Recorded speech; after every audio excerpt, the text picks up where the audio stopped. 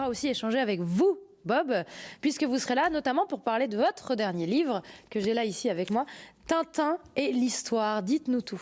Merci de me tendre le micro pour ça. C'est l'histoire du chroniqueur chroniqué. Oui, je dédicacerai et je présenterai cet ouvrage-là qui vient de sortir. C'est les références historiques dans l'œuvre d'Hergé. Hergé a couvert quand même pratiquement 50 ans d'histoire, puisqu'il a commencé à écrire en 1929, dans les pages du petit 20e, pour terminer au début des années 80. Les dernières publications pré-publications étaient dans le journal de Tintin, puis après en album. Donc il a couvert les années d'entre-deux-guerres, entre la guerre 14-18, je parle, et puis la guerre 39-40, la montée du nazisme à cette époque-là aussi. Et pendant la guerre, il a continué, ça a été très controversé, mais il a collaboré avec les Allemands pour continuer à écrire dans le journal Le Soir, qui s'est appelé Le Soir volé.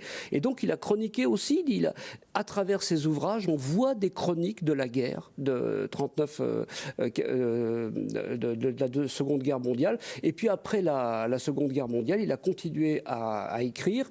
Et là, on est plus dans le choc des deux blocs Est-Ouest, la guerre froide. Ça commence avec Coq en stock, l'affaire Tournesol, la saga lunaire d'abord.